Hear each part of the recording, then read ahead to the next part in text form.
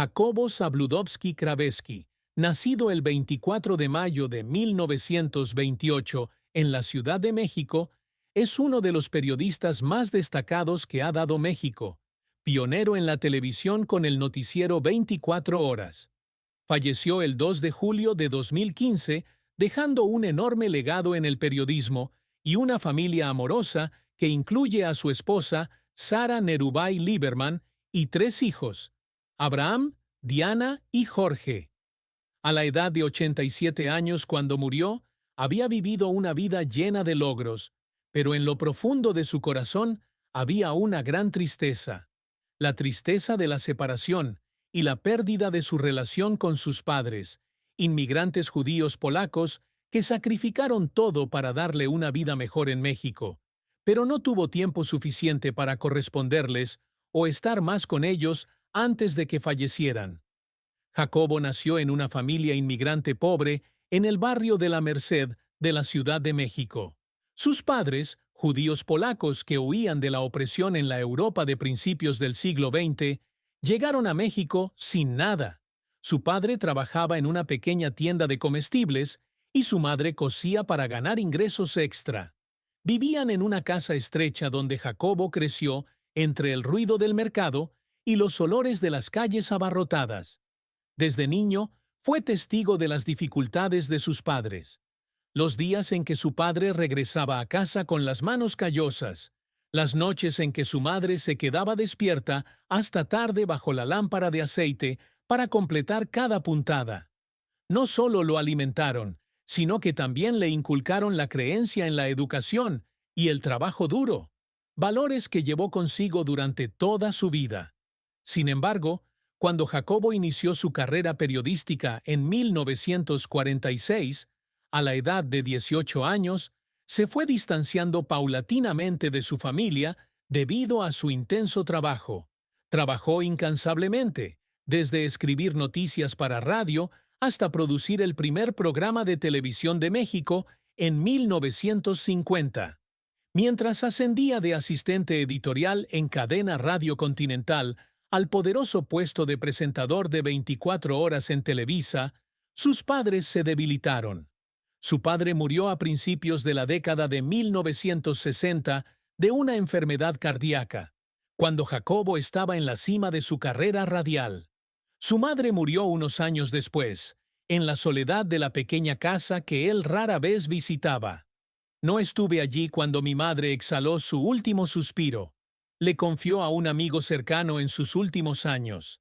Ella gritó mi nombre, pero yo estaba en el estudio, leyendo las noticias a millones de personas, sin saber que estaba perdiendo a la persona más importante. Esa tristeza no es solo la pérdida de los padres, sino también el sentimiento de arrepentimiento por no poder pasar más tiempo con ellos. Jacobo ve frecuentemente a sus padres en sus sueños, escuchando sus voces a través de las viejas ondas de radio que solía escuchar cuando era niño.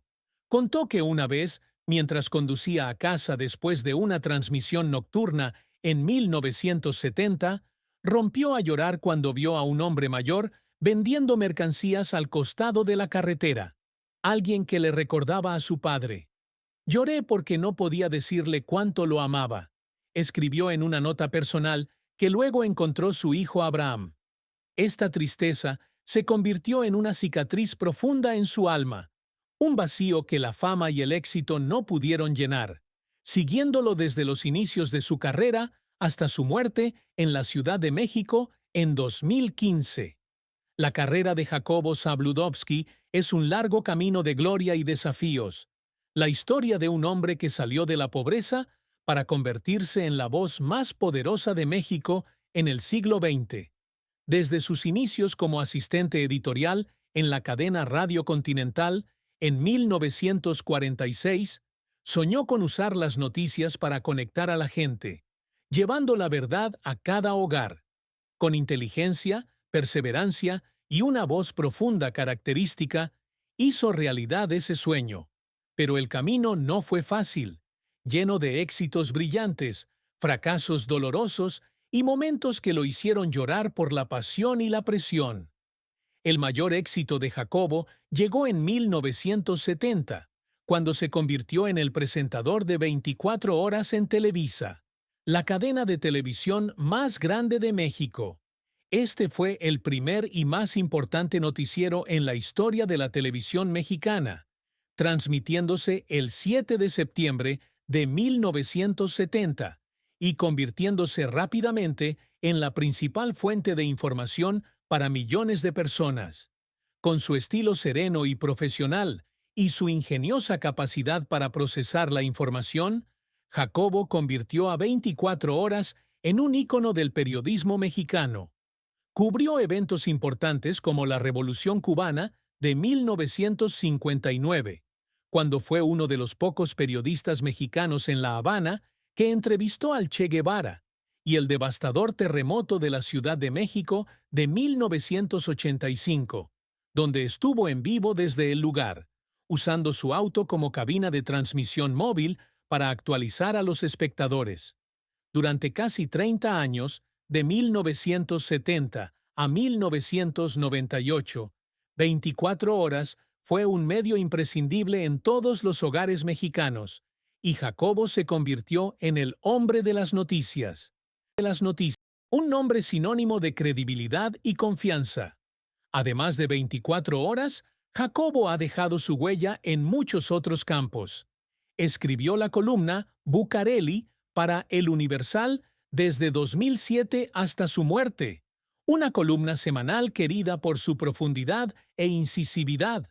Participó también en la producción de especiales y documentales, y apareció en películas como Conserje en Condominio, 1974, con Cantinflas, donde se interpretó a sí mismo en una escena cómica. Después de dejar Televisa en 2000, continuó trabajando en radio con un programa en la 69 de Grupo Radio Centro, donde se comprometió a brindar una perspectiva más honesta sobre el México moderno.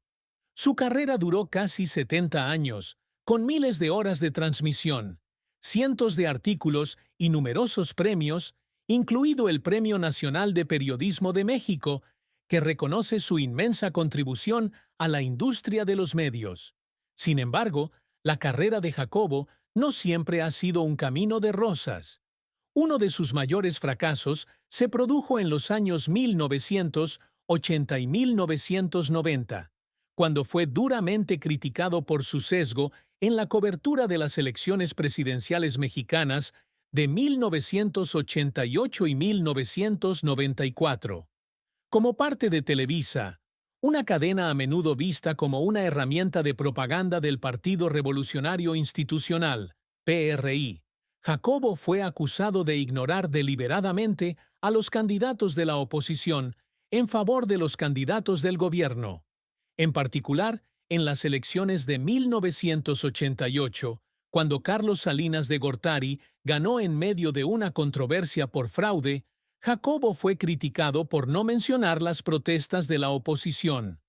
También guardó silencio sobre acontecimientos oscuros como la masacre de Tlatelolco de 1968 o el Halconazo de 1971, lo que llevó a muchos a llamarlo el portavoz del régimen.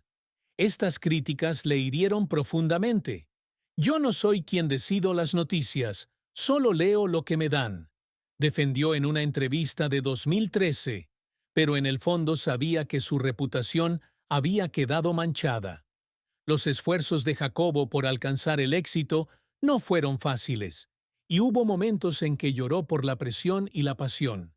Cuando produjo el primer programa de noticias de televisión en 1950, trabajó incansablemente, a menudo durmiendo en el estudio para asegurarse de que todo fuera perfecto.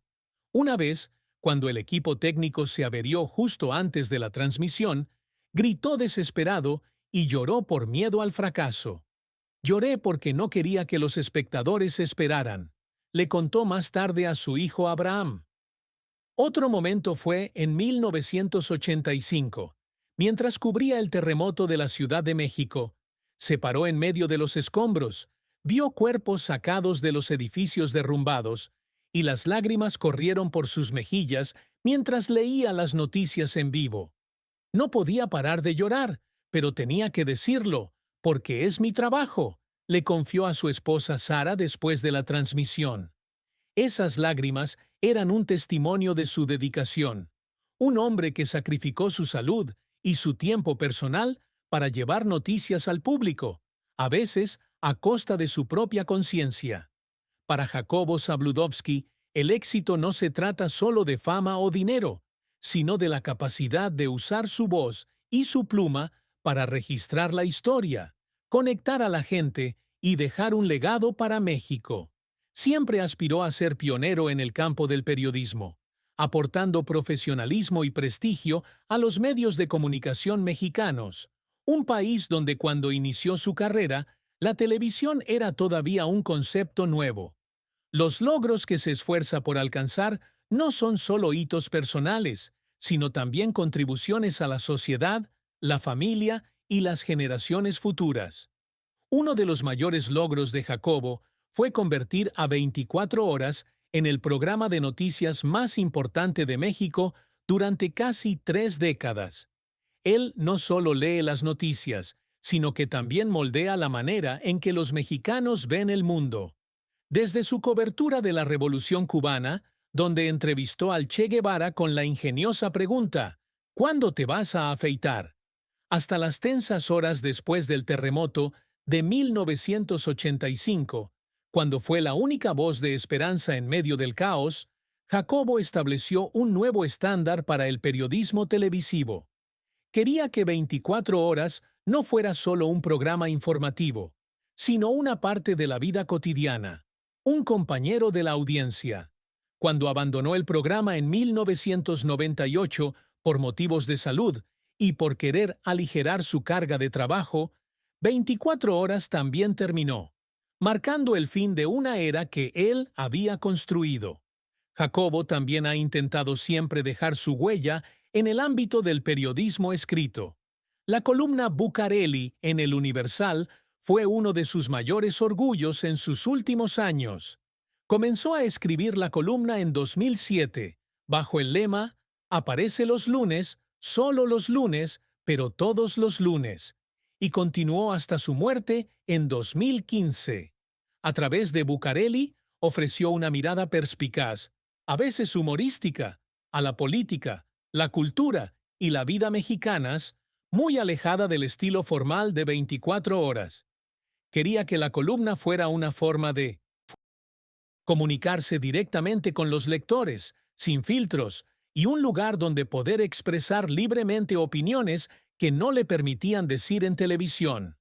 Además, Jacobo aspira a retribuir a la comunidad a través de su trabajo. Se unió a un fideicomiso para restaurar el centro histórico de la Ciudad de México, un proyecto que vio como una forma de retribuir a la ciudad, que lo había nutrido desde que era un niño pobre en la Merced. También soñaba con llevar el periodismo mexicano al mundo, y esto se reflejó en su regreso a la televisión en 2012 como comentarista para ESPN Deportes y ESPN México durante los Juegos Olímpicos de Verano de 2013 y la Copa Confederaciones. Cabe destacar que, apenas un mes antes de su fallecimiento, el 2 de junio de 2015, cubrió el histórico partido entre la selección cubana y el Cosmos de Nueva York en La Habana, un evento que marcó un antes y un después en las relaciones entre Estados Unidos y Cuba, demostrando que, incluso a los 87 años, seguía con su pasión por capturar momentos históricos. El mayor logro de Jacobo, quizás, fue cuando miró atrás en su vida y se dio cuenta de que había superado la pobreza para convertirse en un ícono nacional.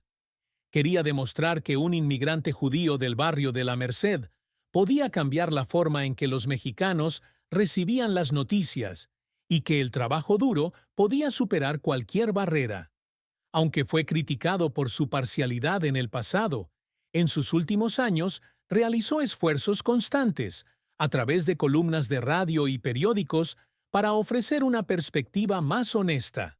Su legado no es solo premios o fama, sino la historia de un hombre que vivió su vida al máximo por su profesión, por su país y por su familia.